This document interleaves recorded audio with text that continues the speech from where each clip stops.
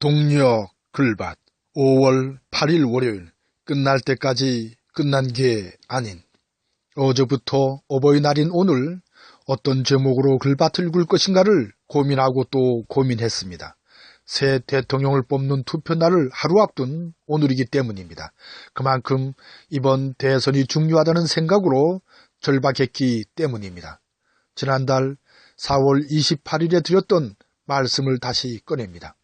이 좋은 정권교체의 기회를 놓치고 싶지 않은 마음이 굴뚝 같기 때문이라고요. 그래서 잡은 것이 끝날 때까지 끝난 게 아니니라는 제목입니다.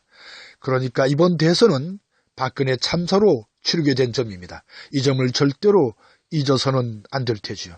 따라서 박근혜 참사를 불러온 박근혜 정권의 중심축의 역할을 해온 무리들은 당연히 그 죗값을 엄중하게 치러야 할 것입니다. 박근혜 정권의 중심축으로 온갖 못된 짓을 서슴지 않았던 정권의 떨거지들이었으니까요. 그 떨거지들은 비대위원장으로 임명진님을 내세워 핵심 친박을 징계하는 등 반성하는 채 합니다. 그리고는 대선을 틈타 바른 정당을 탈당한 님들을 다시 복당시키면서 슬그머니 징계를 풉니다. 그리고는 박근혜 탄핵이 잘못되었다고 소리를 높입니다. 그리고는 어느새 다시 그 예전대로 정부 좌빨의 척결을 되뇌입니다.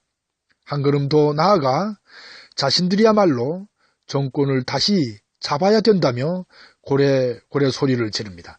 한 걸음 더 나아가 자신들이 내뱉는 상스러운 막말은 서민의 말이라고 억지를 부립니다. 한 걸음 더 나아가 이번 대선판을 기어이 역전시키겠다고 호언장담을 합니다. 해방 아닌 해방을 기점으로 삼아도 그 떨거지들의 못된 행태를 70년이나 겪었던 백성들입니다. 이명박근혜를 거치면서 온갖 회귀한 짓거리를 서슴지 않았던 저들이니까요. 심지어는 국가기관을 동원하여 선거에 개입시켰던 무지막지한 떨거지들이니까요. 그래서 저들의 호언장담에 자연스레 긴장을 하게 되는 것입니다. 그야말로 자라보고 놀란 가슴, 소뚜껑 보고 놀라는 격일 테지요.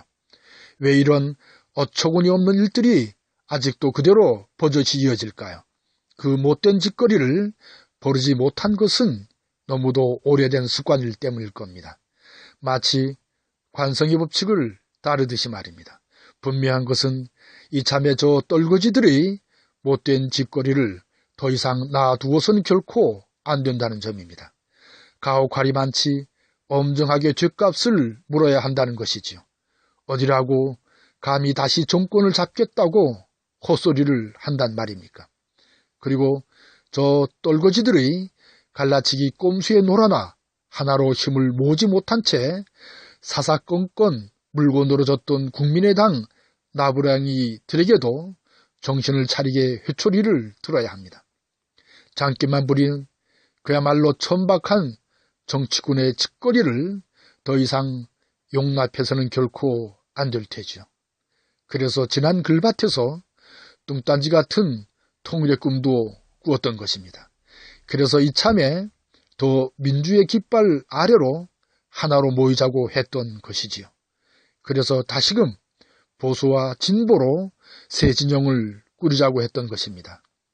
끝날 때까지 끝난 게 아닌 것은 촛불 민심을 기필코 살려내야 하기 때문입니다. 고맙습니다.